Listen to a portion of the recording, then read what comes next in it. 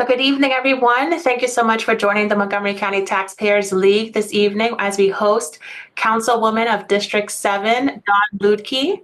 She is the committee member for the Public Safety and for Health and Human Services. And so I'm going to give you a quick introduction of Montgomery County Taxpayers League, and then we will turn it over to our guest of the hour. And so my name is Esther Wells. I am the president of the Montgomery County Taxpayers League. Gordon Brenny is our treasurer. Fitz Mofor is our secretary, and our board members are Ann Hinkston, Joan Fiddler, and Lee Henry.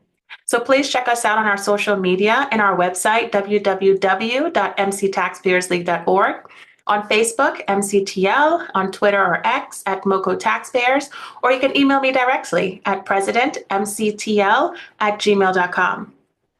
The objective of the Montgomery County Taxpayers League is to educate and advocate for county taxpayers. We support appropriate actions to achieve greater efficiency and effectiveness in Montgomery County government and tax equity for Montgomery County taxpayers. Our vision is focused on performance and outcome. We host presentations like this with local, elected, and appointed officials on topics which have an impact on the county's finances and consequently our taxes. We also take part in various public meetings and other advocacies. Upcoming events for our members. MCTL monthly members meeting is on Tuesday, March 18th at 7 p.m. virtual. Bring your questions and let's discuss our tax dollars. Quick note, County Executive will release his FY 2026 operating budget tomorrow, Friday, March 14th. Initial reports claim that Elridge plans to make ride-on free, so we'll see. Registration to provide public comments on the budget is now open. Public hearings will be held at the newly named Leggett Executive Building on Monday, April 7th and Tuesday, April 8th at 1:30 and 7 p.m. I will see you there. MCTL is providing public comments. We also have open leadership positions and volunteer opportunities, so please get engaged.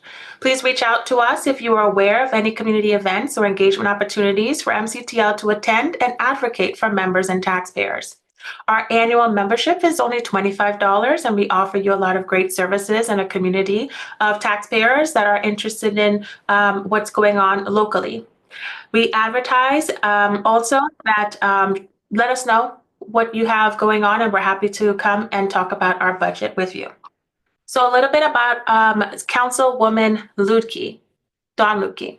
So Dawn Leudtke is a community advocate, former assistant attorney general for the state of Maryland. She's a certified law enforcement trainer and expert on healthy schools and public safety, serving her first term on the Montgomery County Council. She was elected in 2022 to represent the newly created District 7, including Ashton, Brookville, Damascus, Durwood, Laytonsville, Montgomery Village, Olney, Redland, Sandy Spring, and Northeast Montgomery County. Dawn is committed to providing world-class constituent service, fostering a business environment for local small businesses to thrive, preventing crime through enhanced community policing, improving behavioral health and crisis response, and protecting Montgomery County's farmers, food, and agricultural reserve. She serves on the Council's Public Safety and Health and Human Services committees. Dawn is a certified law enforcement trainer on school safety, implicit bias, hate crimes, and other critical public safety issues, where she has taught and worked with law enforcement officials across Maryland. She served in the Office of the Attorney General of Maryland as counsel to the Maryland Longitudinal Data Systems Center, Maryland Center for School Safety, Food Systems Resiliency Council, and Active Assailant Interdisciplinary Work Group. She also advised state agencies on topics including open government and government operations, and oversaw the creation of the state's model behavioral threat assessment policy for K through 12 schools. Dawn also served as chair of the Prevention Subcommittee of the Active Assailant Interdisciplinary Work Group, a member of the Behavioral Health Administration's Work Group on Involuntary Commitment Standards, the Maryland Institute for Emergency Medical Services Systems Crisis Response Work Group, and a member of the Youth Families Subcommittee of the Governor's Commission to study mental and behavioral health.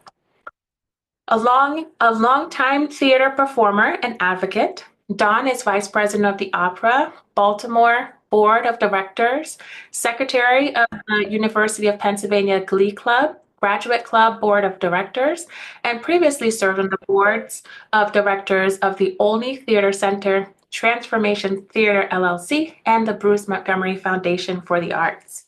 So Dawn lives in Ashton with her husband Eric and 4 children.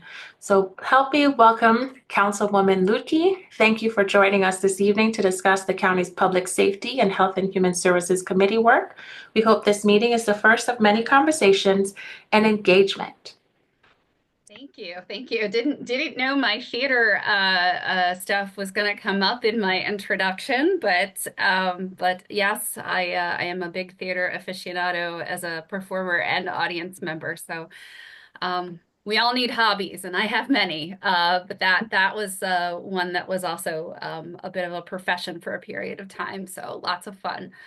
Nice. Thank you for having me, and my chief of staff, Aaron Kraut, is also with us tonight. Aaron lives in Montgomery Village, and I live in Ashton, as you said, with my 4 kids. And my apologies for joining right at 7, but we were having kind of a white knuckle parenting evening. Since we are very late in the legislative session at the state right now, my husband is still in Annapolis. One kid had a scrimmage that I had to get her to at Paint Branch at 6:15. One had surgery on Tuesday. One has to be at Scouts at 7:30, so my stepson is going to be driving him shortly. But so we were getting all the things. All the things had to happen before 7 o'clock tonight. So I'm Thank you here. so I am, much. yeah, I'm with all of you.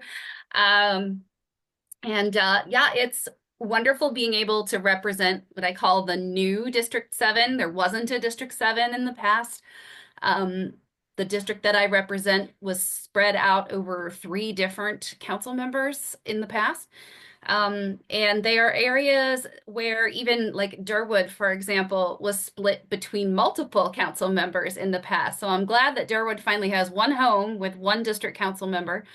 But I really appreciate the diversity of my district geographically, socioeconomically, ethnically. It's a pretty cool place to be.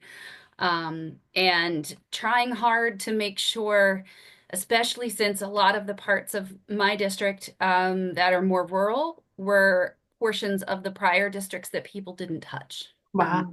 To be perfectly candid, I felt that they felt that they were not as engaged, and I've really spent a lot of time early on in my inaugural term here on the council trying to build those relationships and find out what, not just finding out what their concerns are, but finding ways to help them get engaged. Right.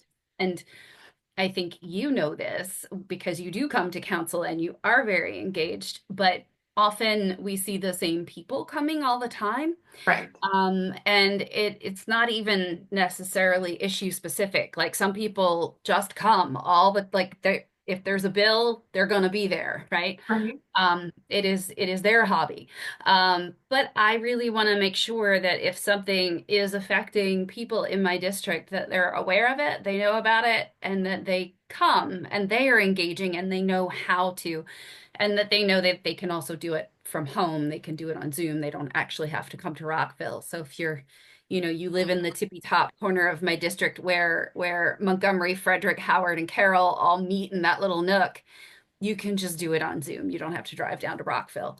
Um, And I'll so definitely, testify to a lot of the things you have because yes, you are my councilwoman, and yes, I yes, have, elevated a lot of my desires, recommendation, advice yes. by calling your office, and you guys are highly responsive. You have a Thank you. great team of staff where, you guys are on it, and so everything you're saying, I definitely am a witness that you are spot on. Well, thank You've been doing you. an excellent job there. No, I really appreciate that. And I also a big thing that I started shortly after I took office was trying to make sure I had something where I could go out and give a presentation to people about how local government works. So um, it's actually both county. I cover the county's legislative branch as well as the state's legislative branch to explain the differences and explain also what we are able to do locally versus what the state can do. It's a legal doctrine and it's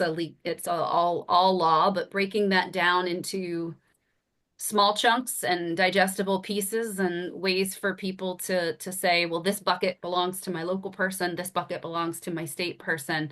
Right. But just because it's a state issue doesn't mean I shouldn't talk to my local person about it. They may want to help support or advocate for that at the state level, which is something that, again, since we're in the midst of the current 90-day state legislative session, is something that I have been doing, particularly with respect to roadway safety, which is a huge Yes. issue. So, Yeah.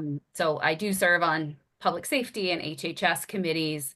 So a lot of, and because of my background, that's definitely a place of intensive interest for me in my work. But I also drop in on our economic development committee, and I've done bills related to government operations and transportation and environment. So I do try to find ways to engage and make sure I'm at the table, even if it isn't something that is within my committee of jurisdiction, particularly things like our Office of Inspector General and the reports that they issue. I Right. frequently show up for those hearings, provided they're not in conflict with another committee hearing, and make sure that I ask the questions that I feel need to be asked of those who are the subject of the report. So that's been very important for me. And I And would add, you're very great at it. I've always commented online, like I'd never like to be on the receiving end of some of your questions because you're so spot on and well, prepared, and it's very coherent. And so you definitely marry a lot of your professional background in other, prior life career. It comes together very well in the Council with Public Safety, and I'm always so pleased to see when you speak up because you're just very to the point, and it's easy for the community to keep up with the conversation, which is sometimes on other things are not as easy, but Mhm. every time it's just so self-contained that if you're just stopping in for the first time, when you're speaking, you bring the background and the clarity and the coherent thought, and I really enjoy that piece of it for that sure. that's really good feedback for me, because that is important to Mhm. me, that what I'm saying or what I'm asking is something that is um, what the public would want to know, and also, again, trying to make sure it's easier to understand or to Right. get to the point to make it understandable. So that's a big priority for me. You'll hear me ask questions like with the ballot measure that came up last year. My only question about it or its existence was whether the language was clear and direct, that anyone who was reading it would be able to, did it, you don't want a massive run-on sentence that someone cannot understand or break down or wouldn't be clear about the choice you're about to make. And so, um, plain language is a concept that government has struggled with over Yeah. time in making forms and things that are available and public facing, accessible in that way. So I do often ask those questions related to that to try to make sure we're doing the best job we can Yeah. in communicating clearly to the public. Awesome. No, thank you. And I see Adama, you've raised your hand. I don't know if you want to chime in. So grateful for you joining, please. Yeah, thank you so much. I just want to talk about before I go break my fast. I'm fasting, but Oh I really yes, want oh to make yes. sure I make sure that I really thank Councilmember Leudtke because she work with Aaron is here. They work closely with us to make sure I'm maybe folks that don't know me. My name is Adama, and then I'm the chair of the Tina Association at Cider Mill Apartment. Like few years ago, we have like a very crime here in Cider Mill, but Council Member Leudtke work with us to make the place a safe place to live right now. They work with the management, they work with us tenant, the police and everything. So I just want to mention that we really appreciate it. Even this morning, she was in a meeting with us and HOC to make sure we can continue the conversation and all the safety issue that we have been having here. So I just want to mention that before I go break my fast, and I really appreciate all the work that they have been doing in Cider Mill. And right now, Rosemary, if you can add some more thing, I just want to say that's Esther. Yeah, I'm sorry. No, this is great. Yeah, thank you. Yeah. No, it's always great to sometimes you hear like no news is good news, right? Or you're always hearing the complaints. But I do think it's important we try to have a positive culture of also thanking people, and especially our elected officials when they are getting things right, so that we balance the feedback. Yeah, thank you. Yeah, she came Yeah. at night, she walked with us, we show her all the area. So we really appreciate it. Yeah. Thank you. And she continued to raise her voice in all the issue that we are having here to try to make it a better place to live. Thank you. Thank you, Erin. Awesome. Good to see you all again. Well, I am so grateful for the great conversation, but if no one else has any questions, if we'll get right into it. We've kind of started, and I don't know if you would like to add anything more, Councilwoman, but maybe talk about current issues your committees are working on in public safety and HHS. Sure. So within HHS, and actually it was last Friday was Read Across America week, and I actually was at the child care center that's right next to Cider Mill, reading to the children, which was amazing. Lots of fun. They liked the book. I'm glad they did. It was one that I liked when my kids were little, but it's one that's a little esoteric. I mean, it's written for children, but it's about the very first uh, country to country hot air balloon flight that was in 1785. So, it wasn't like brown bear, but it was fun, and they really enjoyed it. And one character had a French accent, so I did my best. But so early childhood access is a huge deal, huge issue across the country. And certainly, I have 3 biological children and a stepchild, so I didn't meet the other one till he was 10. I didn't have to deal with the early childhood phase with him, but it was very, very challenging to find care, to manage the logistics of it, and then of course the costs, and the costs have only gone up.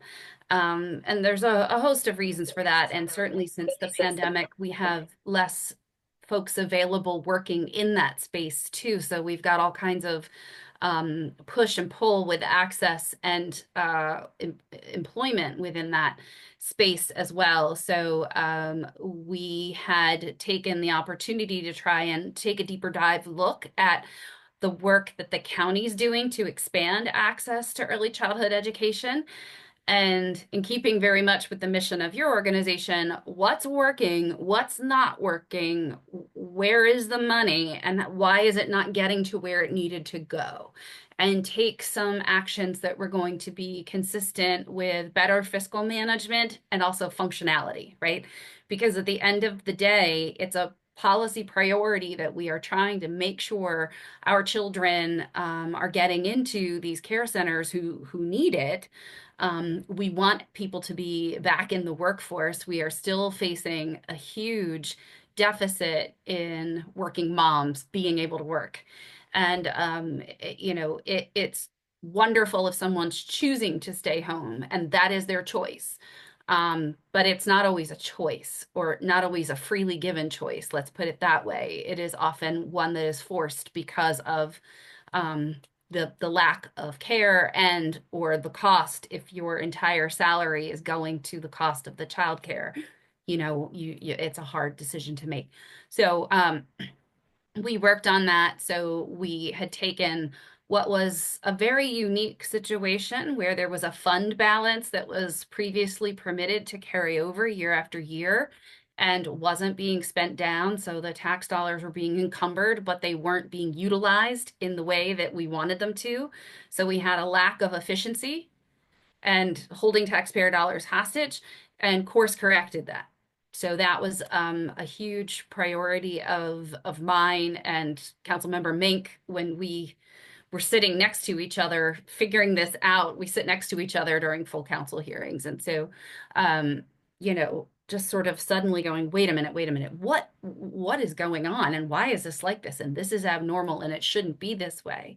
Um, and frankly, you know, catching some flack for that, to be perfectly honest, because it was a bit of poking the bear, in, if you will, like, sort of saying, if I'm asking a question of why something is done a certain way, the answer should never be, we've always done it that way. That's not Sally, right. useful. Yeah, No, not useful. You have to have an actual reason for it. right.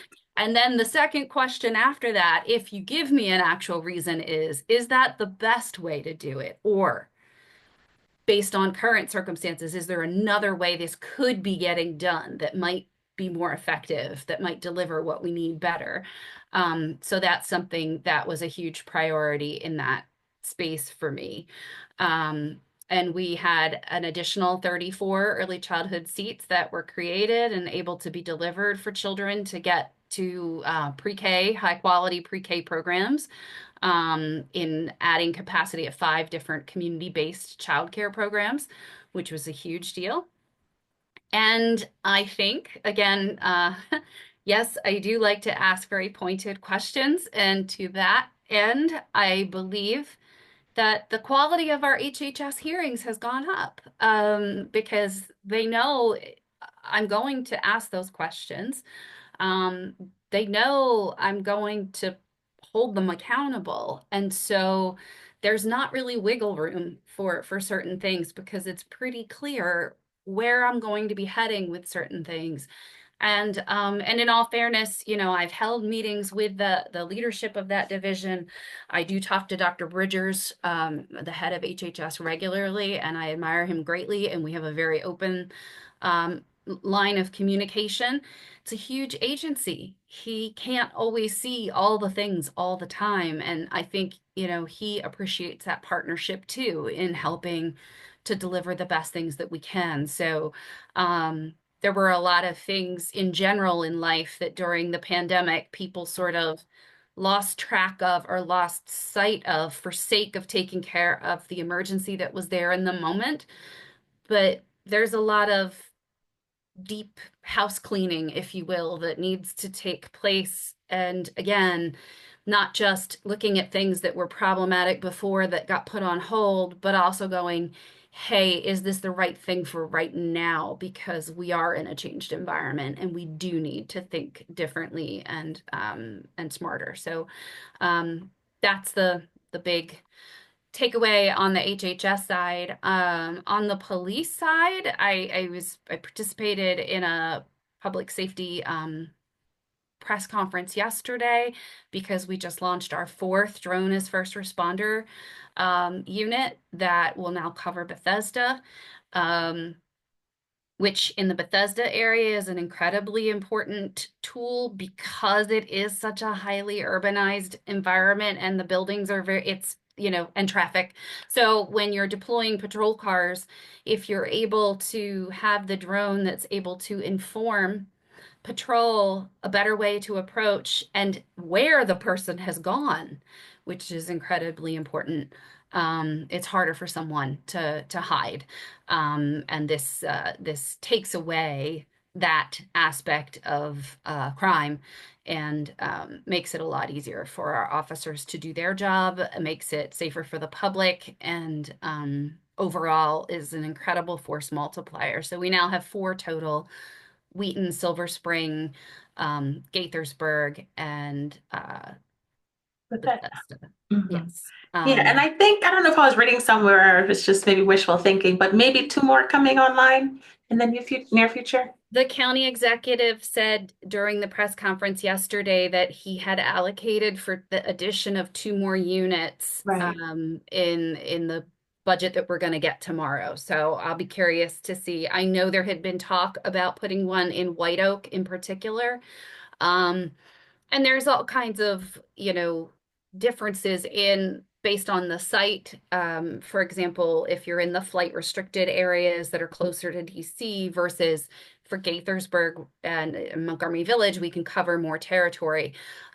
Same, I think the second one of the two that are in for the budget that we'll get tomorrow, the White Oak being one, and Germantown proper, because the one we have now that is in Gaithersburg gets to like the edge of, but can't go any further. So, you know, trying to make sure we're covering the the densest areas with the highest call Right. volumes, which make it, you know, what are we doing to maximize the officer efficiency? And again, working with the folks who work on that program inside the police department and the special operations division, they are very out of the box thinkers and work on going, well, hey, this is working now. How could we do this better? What might make it more efficient? How could we, like, they're very attuned to what ways could be cost savings in it, in that how can we maybe and move away from having to use a contractor for the roof pilot into another system. And I think you've probably heard me say this, there are potential FAA changes that may remove the requirement for the roof pilot, which again would yield that savings. So they're constantly checking on and circling back. They keep me incredibly well informed. I had said I felt sorry I wasn't going to be able to be there for the Bethesda launch because of my daughter's surgery on Tuesday, and I showed Aaron because the officer wrote back, that's okay. You could probably fly one of these by now because you've been so involved with the program. But no, I can't actually fly one of the drones. I really cannot. Um, so I'm very excited about that and doing things that help deliver better service to the county as a whole in ways that are more efficient and do so in cost-effective manner. So we've had over 2,000 calls, I think. Mhm. Um, Yeah, nice. And so, if anyone has any questions, please raise your hand.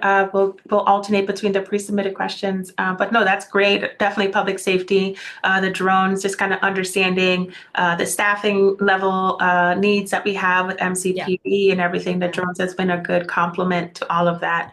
And so maybe switching gears just a little bit, what implications, if any, does the public safety and the HHS committee see in light of recent change in federal administration, such as cost Yeah. recovery for some of these items?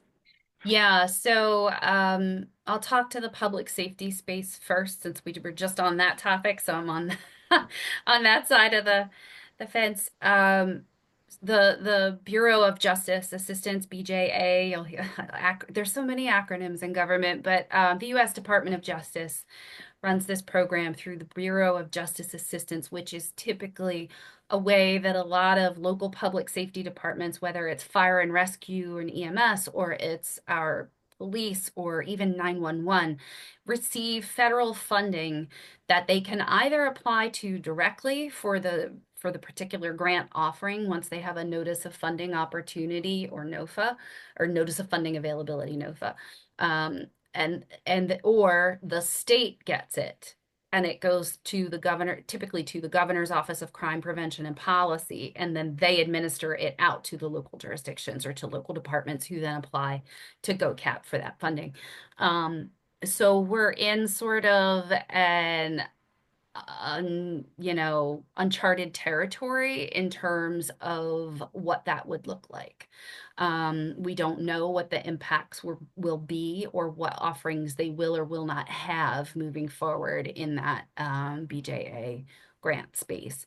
On the HHS side, I think really Medicaid at the state, that's a, you know, a big issue, but that then subsequently will end up impacting us locally to the extent that they're cutting dollars. And, you know, like my parents go, please don't touch Medicare, right?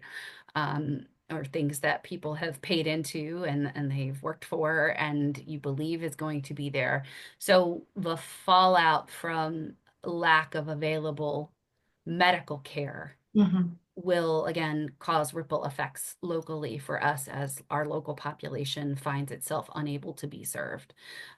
Because even like, if you're not able to access preventive care or Right. you're not able to access sick care, then you're not, you may be calling 911 more often because you're going to have increased challenges there. So like, for example, when I was with the state during the pandemic, we saw a lot of folks who didn't end up getting preventive medical care. And the Maryland Institute for Emergency Medical System Services was one of the agencies that I was on loan to serve for policy work. And there's always an uptick in cardiac related calls that come between Thanksgiving and New Year's. Unfortunately, that's like every year that happens. Right.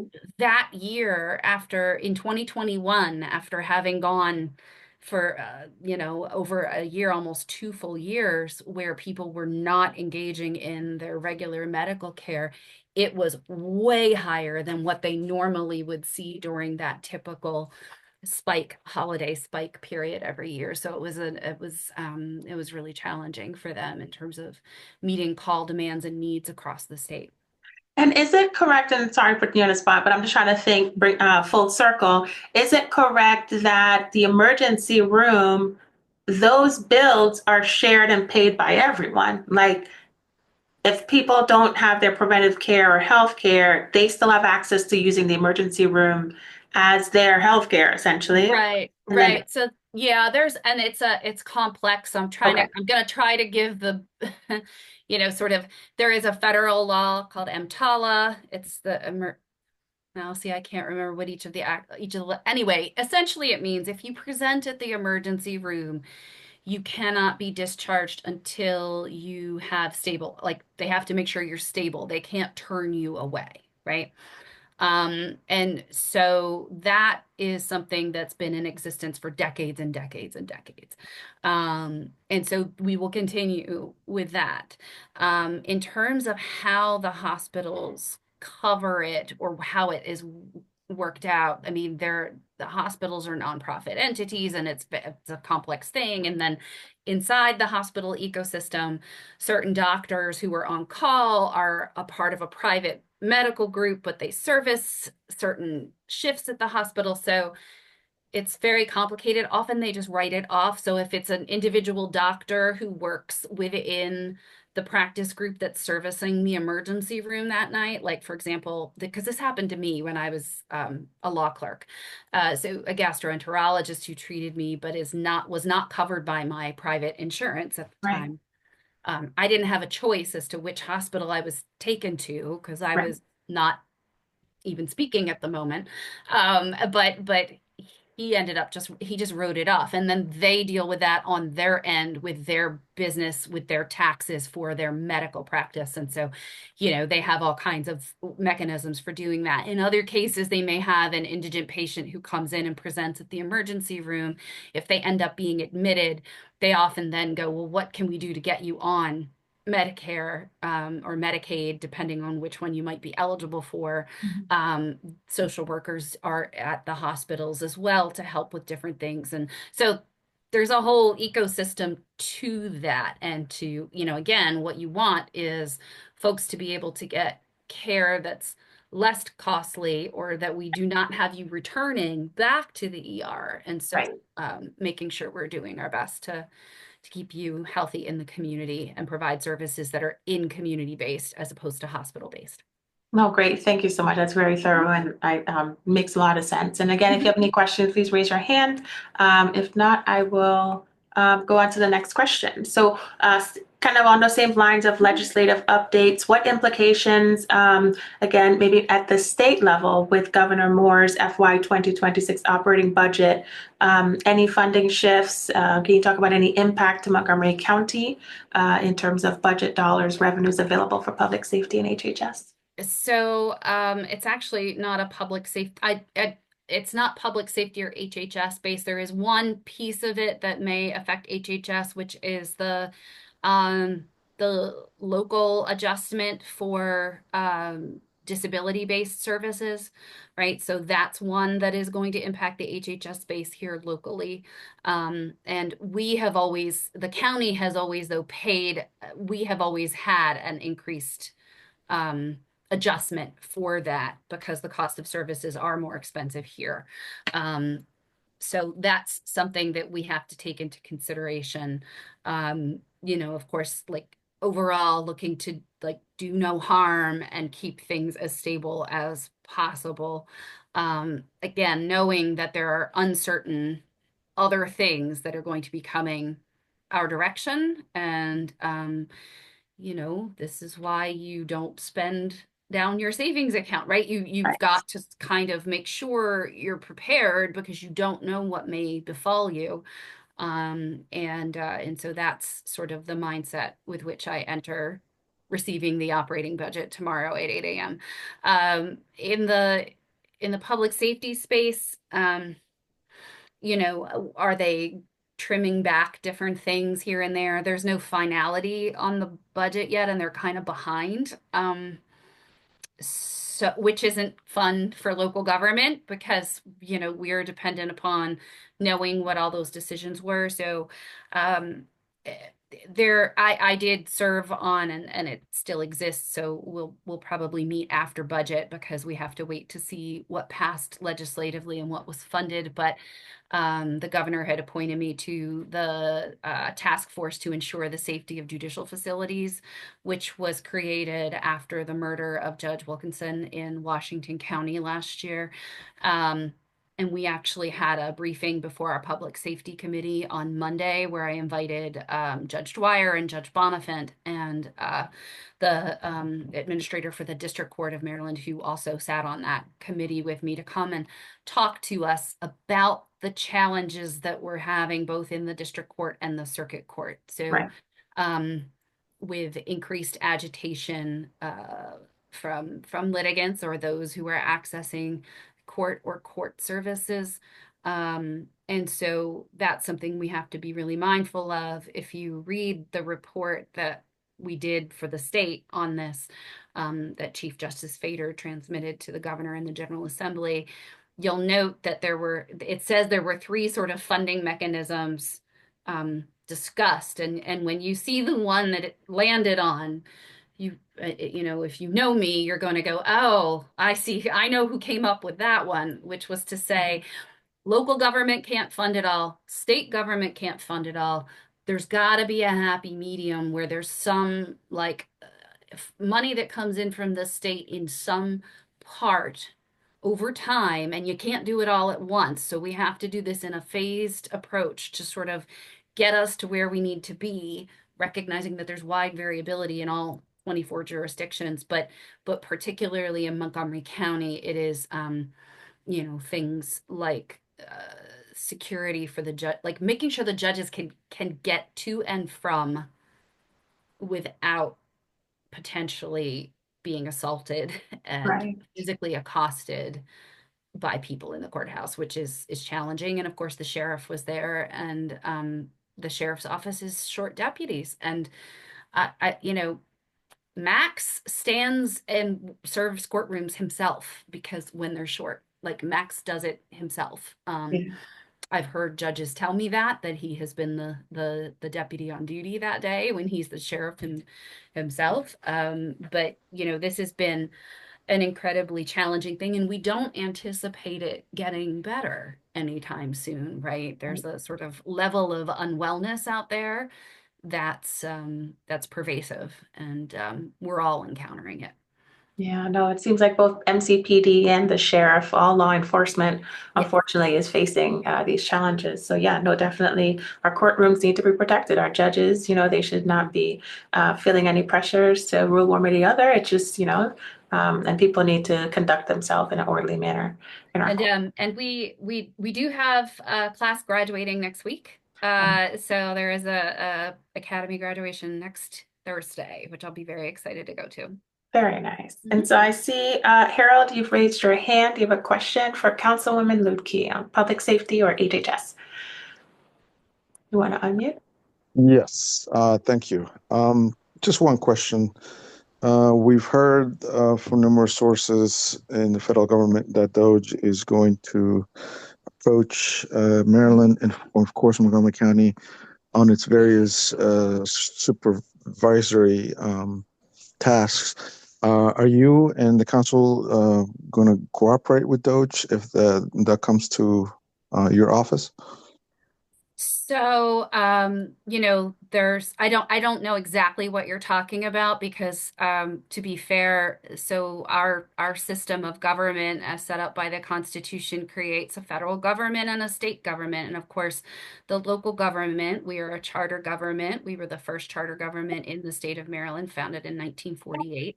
And so the 10th Amendment creates that sort of dual thing. And, you know, there's the anti-commandeering doctrine, which means that the federal government can't, like, the federal government does not have the authority under the United States Constitution to come in and tell us we have to do a thing or we can't do a thing.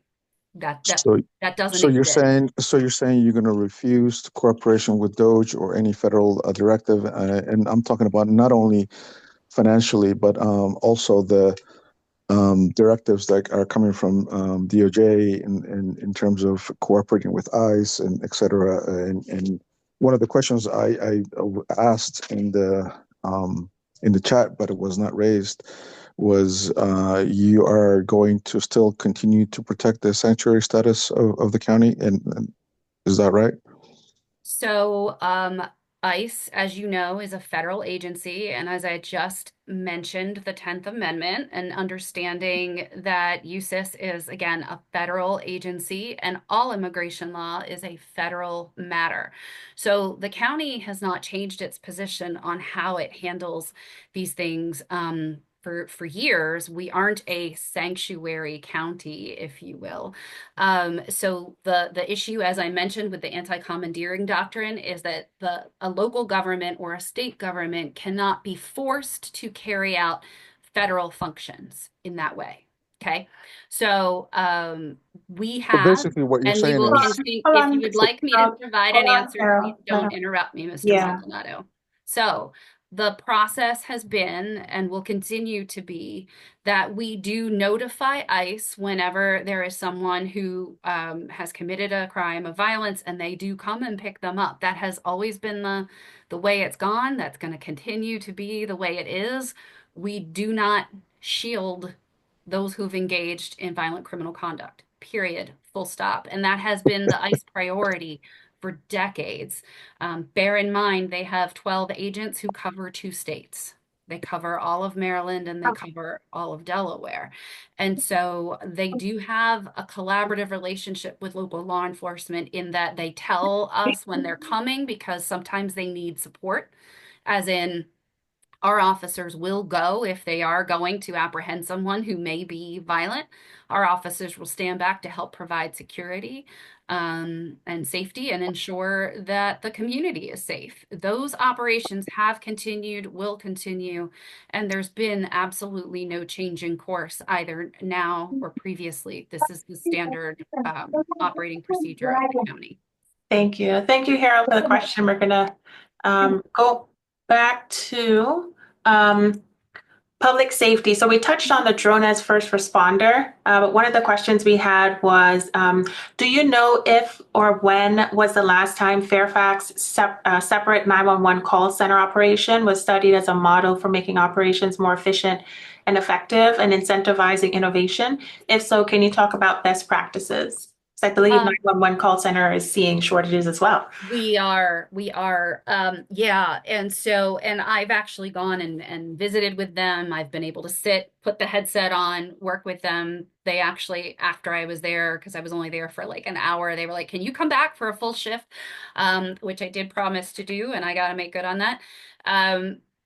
They, like one of the things we've seen, and I'm actually believing that right now, given the landscape, we're going to start to see a shift in this, meaning all forward facing, very public engaging jobs that involve you getting up and leaving the house and going, and I know I'm sitting here in my home office, but I'm not normally in my house, but it is night and I have a kid who can't walk. But that is not, that's been like shunned for a while now, right? People don't want to go and do these jobs that involve being out there.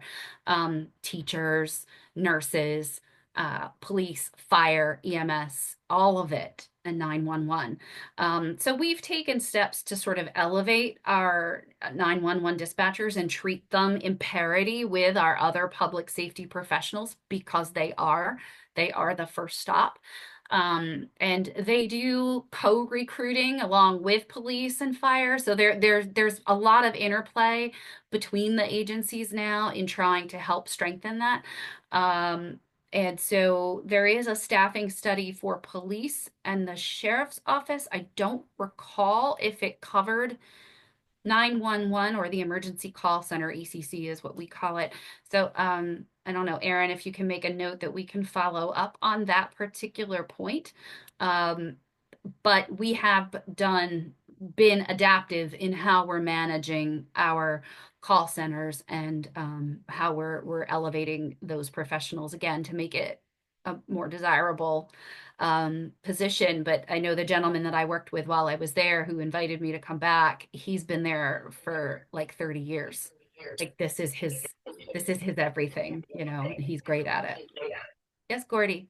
Yeah, to just elaborate on this question, on the 911 call center in Fairfax County was spun off as an enterprise fund over a decade ago, and it provides services not just to Fairfax County, but Falls Church and others. It's extremely competitive, has excellent technology, and a response time that's lower than ours. Mm-hmm. We met with the chief last July, and the chief said the response time was, I think, 6 minutes. Does that ring a bell with you? It depends on what it was, but there was a briefing. It's going in the wrong direction. Huh? Is it going in the wrong direction, the response time? Yeah, well, they're in the process right now. I'm not really sure that this is public yet, but so let me just say this. Chief Smedley, who started last summer with fire and rescue, is in the process of, he took all the call data to look at what are the types of calls, how are we staffing, because certain apparatus require more people in order to move the apparatus, right? And so what are looking more deeply, along with Chief Cooper and Assistant Chief Kaufman, who oversees all the EMS stuff, to say, how do we better deploy and staff? What are the calls we're going on? How can we be more efficient? So they're in the process of having done that, and they have just started explaining that to the stations and how they're going to be shifting that model, because that will create a different staffing alignment, which is part of the deployment issue as well, because the call might come in, but if you do not have the total number of people to take the apparatus that's out, that's an issue. So what are other models for dealing with that? Because the major number of calls we're getting aren't for fires, they're EMS calls. And so that was really where the focus has been, for the chief and the assistant chiefs, in trying to like figure out how to do a better job with that, because that's what they really have to service the most. There are things that are a smaller engine, which require 3 on the apparatus, more than the bigger trucks, which have their rescue equipment, ability to vehicle extractions, that kind of stuff for accidents. So they're deep in the weeds on this particular issue right now, but I can certainly raise the Fairfax model to Chief Smedley. That's the key issue. Rather than get into the weeds, we need to look at alternative ways to deliver this service. And Fairfax has a best practice. They're our neighbor. They're our primary economic competitor. And they chose to basically privatize the 911 service, and they professionalized the group at the same time. It's now a profit center. It's no longer a drag on taxpayers. And so what we would ask you to follow up on is, how soon can you look at the 911 call center in Fairfax and compare it to the best practices that we're trying to achieve? Thank you. Yep, and I saw the one comment from Joan, given the effect of federal firings on our county and the multi-billion-dollar shortfall at the state level, are your committees looking at options for cutbacks, was it? Yeah. So I mean, really, there's not much to trim on the public safety side. There really isn't. In the HHS space, are there efficiencies? Yes, and those are things that I've been raising since I started on the council as to, better delivery models and or adjustments and realities, right? So how much of this thing can we afford to do versus what we might want to do? Those are two different things, and we may not be able to do everything we want to do. We have to be real about what we can afford to do. And so that is how I approach certain aspects of the HHS portfolio, because it is different. But in terms of the public safety side, it's really, I mean, we do have a lot of overtime costs, Right. but we can't not have the overtime costs because of, again, there are rules and regulations that apply to staffing and things like that. So, and to Gordy's question earlier, that some of the things that I don't know how Virginia is structured in terms of its emergency medical services laws, as well as its laws governing 911, but there must be a mechanism that had allowed for that privatization, whereas I don't believe we have that here. And that is an issue of state law, not local law. So really good questions and good things to take a look at, but might not be the easiest adjustments to make, because 911 is a state issue here in Maryland, as is emergency medical system services. Yeah, that's great. And I see Fitz, you have a question for Councilwoman Leudtke. Go ahead. Hey, Yes. Fitz. Hey, how you doing, council Good. member? Good, good. Thank you so much for taking your time out to join us and answer some of our questions.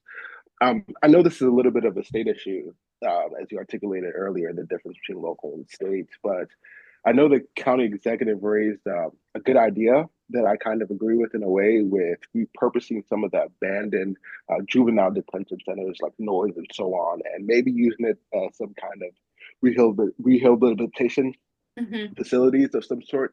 Is there any desire or any appetite? I know it's hard for you guys to do it on the county council, but is there any way that that can be done and you guys can work collaboratively with some of the delegates and senators and some capacity to get that done? So, well, first off, I mean, I'm all for additional treatment, and I have, sounded the alarm repeatedly about the inefficiencies in the state's Department of Juvenile Services and the cobbled together system, I'm going to use air quotes, of once you've had a child who's been ordered to get certain things, they're just not really following up. And there was a great report that was done. They covered it at the beginning of session this year, and Secretary Schiraldi had his moment of grilling both in the House and in the Senate separately. Neither day was I satisfied. I'm going to put it that way. The Noise facility is a jail. It's not a therapeutic center. It is owned by the state. So Mark has brought this up repeatedly. The state is not going to give him that facility. They have told him that also repeatedly. So there is a disconnect there on that front. However, we do have now an adolescent substance use treatment program and facility here that we didn't have before. That only opened maybe 6 months ago. It came online, maybe. We have been trying to expand and open those doors, because again, the goal is you're getting healthy, you're getting supports. I don't always believe that sending the child back home is the right thing to do if that's where the problems are, because sometimes being in another environment and having similarly situated peers who can if you're doing the therapeutic modeling correctly with them, support one another in that getting back to that next level is very, very effective. And that's what you need to, again, deal with the adverse behaviors that you want to course correct. And also make sure that they're getting their education. And so I believe this is going to be a battle that we are all fighting for a long time. It's one that I will continue articulating with the state to try and force change in that direction. And I certainly do think that we have a long way to go here. There are other issues that I believe are challenging in not always having the greatest communication pipelines here. I know it's no secret that I fully support having SROs back in the schools for a lot of reasons. The communication piece is critical, and that has been a broken mechanism now for years, where because what happens in the community comes into the school, what's happening in the school goes back out to the community. We've got to tamp that down.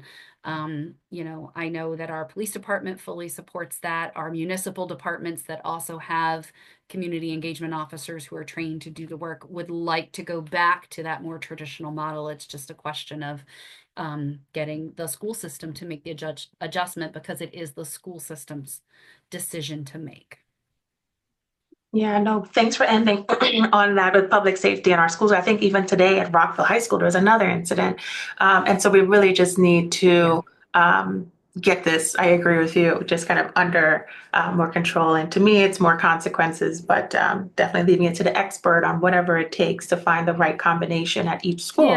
Yeah, I mean, I'm a big proponent of, you're in the school, you're supposed to be learning. Sometimes what you're learning is not math or English. You need to do those, but if you're not safe and the kids don't feel safe, you're not learning that either.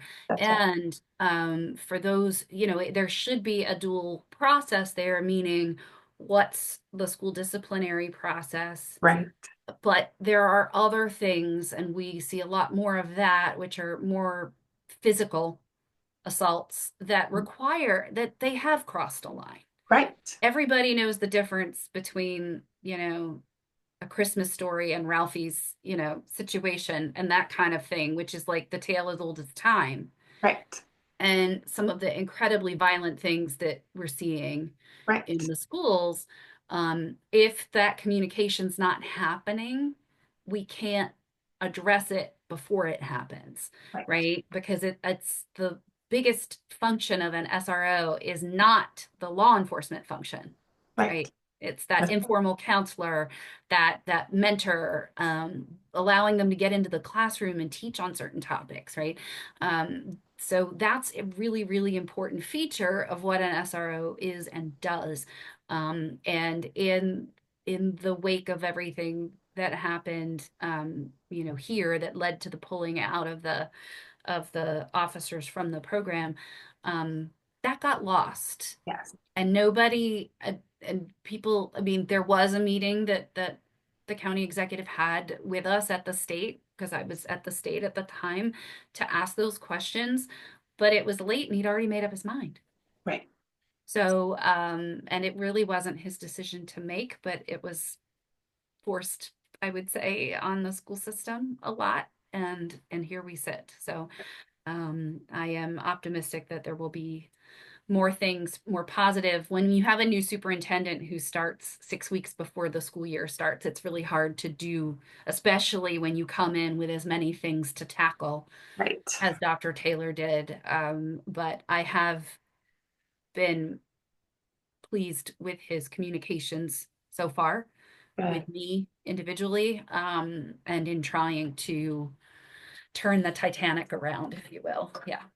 Awesome. So we're coming up right at 8 p.m. and I definitely want to respect everyone's time. Any last questions from the audience, please raise your hand. But if not, I want to thank you so much, Councilwoman Leudtke, for joining us this evening. I want to give you the last word. If you can please let us know in the upcoming budget season, how can the Taxpayers League really help support a lot of advocate for a lot of the things that public safety that we need, or taxpayers funding? Can you help give us some direction on how we can help you be more successful? Yeah, no, I mean, I I think one of the fundamental things for me is to have what I call the silent majority speaking to the need for emphasis on high quality basic government services, and that we are focused on getting those right. Um, I've never been so hyper aware of potholes in my life since taking office, but I mean, obviously we get a lot of calls about that, but truthfully, if you look, and it's not just here, anywhere around the state, there's a lot of road maintenance that just has not been done effectively. And we in the county have a lot of roads that are state highways responsibility, and we do our best. And Aaron and the rest of my team have great relationships where they know who exactly to ping, who covers what road here in the county for the State Highway Administration. But at the end of the day, that's not like residents don't care. They just want to know that it got fixed, right? And as a taxpayer myself, like that's what I want, right? I want to know that whatever we're funding is working, whatever are the basic things that the government is supposed to be doing are working, that you're holding people accountable to that, and that you are engaged in ways that let you know which department does what and how to elevate your position in a way that focuses on that. I don't think that, hyperbole is helpful. It doesn't get, it makes people tune out, right? But thoughtful commentary and focused pragmatism is a good thing. And I always say, I don't mind if people bring me a problem, but you can bring me 3 problems, but at least bring me one solution, right? That's right. One proposed solution, because a laundry list of grievances isn't really getting anyone anywhere. And in a participatory government, which is what we want, which is what a democracy should be, and people should, get up off Twitter and really get into issues. Big policy problems are not solved in 144 characters. They're just not. Right. So life is complex, but I think that showing that you are engaged in those ways and that you understand the complexities of it and you're there to help add to it and say, hey, we think this is what's really important. We wish you would focus on this. We know that this is what people care about, or I call them the grocery store line conversations. Like these are the normal people things. It's Right. not the 100 Maryland Avenue things. These are like the normal people things. Like the stuff my parents asked me about, and the stuff that, other people just want to know and want to make sure are going to be okay, especially in a time like this when we're not real sure what's coming down the pike, right? So I think that that's the tone I really want to set, and to make sure that they understand that this comes from all pockets of the county. Yeah. No, that's great. Thank you so much for ending on such a high note. And for sure, we're here to unite and ensure that we focus on what is important, what keeps parents up at night, what keeps taxpayers up at night. And that we're so grateful to have you in our district to really be a voice to elevate Up County, to elevate the needs that we have that sometimes are unique. And so we will, keep trying to get more members to engage. Like you said, a silent majority needs to be the loud majority to ensure that we have representation, like you and others on the council that are fighting for our tax dollars and for our families and our budget. So on that, thank you so much, everyone, for joining tonight. Thank you again, Councilwoman welcome. Leudtke, for your time. Thank you, Aaron, for helping coordinate all of this. Really greatly appreciate everyone. And with that, have a good night. Thank you. Bye.